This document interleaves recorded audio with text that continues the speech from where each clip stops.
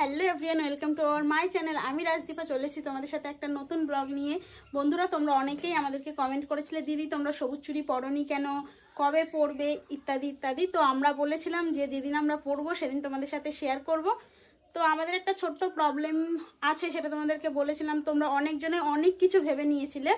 তো সেই প্রবলেমটা হচ্ছে আমাদের একটা রিলেটিভ মারা গেছিলো, তার জন্য আজকে আমরা গঙ্গা স্নান করতে যাচ্ছি, তারপরে একসাথে সবুজ চুড়ি পরে আসবো, সেটাই তোমাদের সাথে শেয়ার করবো। চলো দেখতে থাকো। বন্ধুরা, আমরা এখন রেডি হয়ে গেছি। এখনো যেহেতু টোটো আসেনি, আর যাবো শুধু আমি আর দিদি, আর কেউ যাবে না। তোমার দাদাভাইরা কাজে বেরিয়ে গেছে, আর মা বাবার শরীরটা একটু অসুস্থ। তাছাড়া যেহেতু চারিদিকে জল বৃষ্টি হচ্ছে, ওখানে অনেক জলও বেড়ে গেছে, তো সেজন্য মা বাবাকে আর নিয়ে যাবো না, আমরা দুজনেই যাব।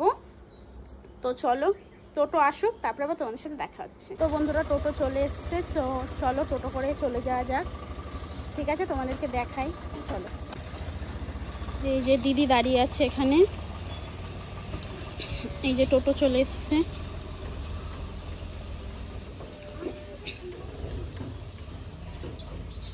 টোটো চলে এসছে, আমরা চলে যাচ্ছি। এখন কোথায় যাচ্ছি, বেথুয়ার কোন ঘাট আছে গঙ্গার, তোমরা সেটা কমেন্ট করবে। আমি বলবো না এটা, যে বেথুয়ার কোন ঘাটে আমরা যাচ্ছি। তো চলো, যেতে যেতে আবার তোমাদের সাথে দেখা হচ্ছে।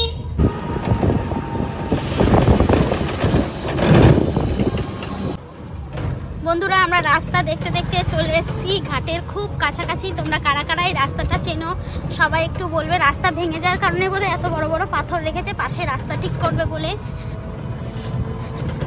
আস্তে আস্তে আমরা ঘাটের দিকে ঢুকছি।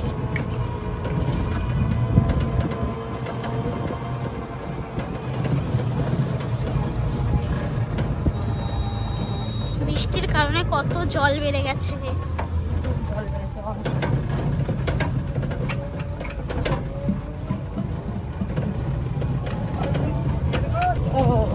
বন্ধুরা, জাস্ট জলটা দেখো, কি লেভেলের জল বেড়ে গেছে। আকাশ পুরো ঘন কালো করে মেঘ চলে হবে, এটা ঠিক। বন্ধুরা, আমরা এখন চলে এসেছি পাটুলি ঘাটে। তো চলো স্নান টান করা যাক, তারপরে আবার তোমাদের সাথে দেখা হবে। চলো দোকান থেকে দেখে আসি কি পাওয়া যায় কিনা। জলটা তোমাদেরকে জাস্ট দেখাচ্ছি, দাঁড়াও। যাচ্ছে জল কত বেড়েছে দেখো বন্ধুরা, বৃষ্টির কারণে এত জল বেড়েছে। কি স্রোত জলে, কিভাবে যে স্নান করব আমরা কেউ জানি না। আমরা অবশ্য মগ নিয়ে এসেছি, মগে করে স্নান করব। দিদি যাচ্ছে এখন ওই দোকানটাই কিছু বোধহয় কিন। তো বন্ধুরা, আমরা স্নান করে নিই, তারপরে আবার তোমাদের সাথে দেখা হচ্ছে। তোমরা স্নান করে যাও, আসো। স্নান করে নিই, তারপর আবার তোমাদের সাথে দেখা হচ্ছে।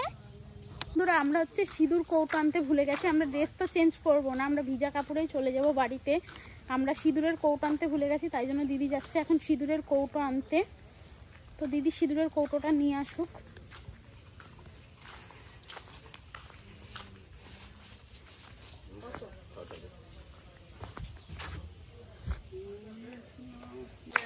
তো আমাদের সিঁদুরের কৌটো নেওয়া হয়ে গেছে। চলো, যা স্রোত, আমার তো জলে নামতেই ভয় লাগছে। আমরা মগে করে স্নান করবো। মগে তুমি সাঁতার জানো? না, আমি তো ডুব দিতেই পারি না।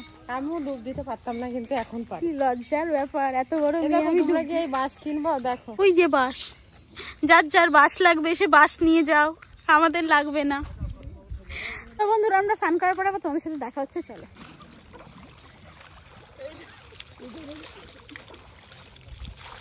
দেখো বন্ধুরা, দিদি মগে করে স্নান করছে। তুমি ঢপটা ভরে নিয়ে এসো, ঢপটা ভরে নিয়ে এসো।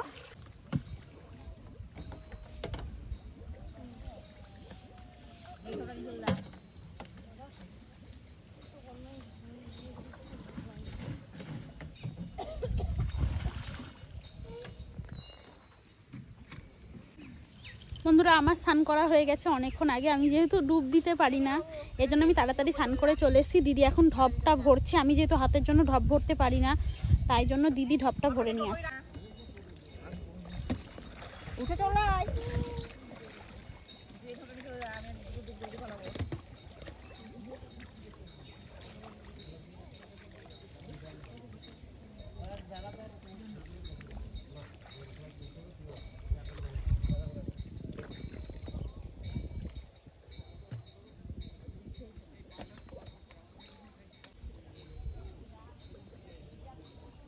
বন্ধুরা আমাদের স্নান হয়ে গেছে, এবার আমরা বাড়ি চলে যাব। তো চলো, যেতে যেতে আবার চুড়িও পরতে হবে, তোমাদের সাথে শেয়ার করব। চলো বন্ধুরা, চলে এসেছি আমরা এখন সবুজ চুড়ির দোকানে। দিদি দেখছে সবুজ চুড়ি।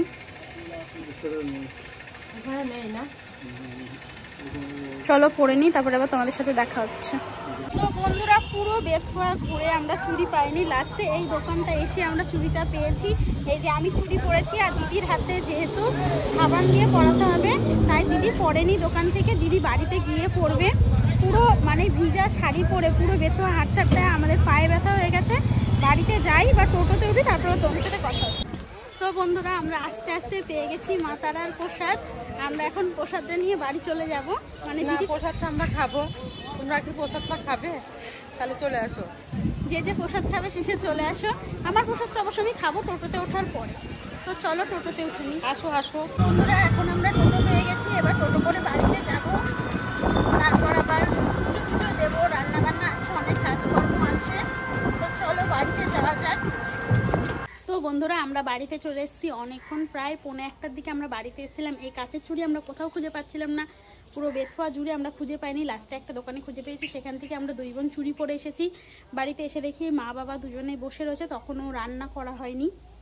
মা মাছ কিনে রেখেছিল, দিদি বাড়ি আসার সাথে সাথেই মাছগুলো আমাকে কেটে দিল। আমি সব রান্না বান্না করে নিয়েছি, ভাত, মাছের ঝোল, আর মাছের পেটে ডিম ছিল, সেই ডিমটা দিয়ে বড়া করেছিলাম।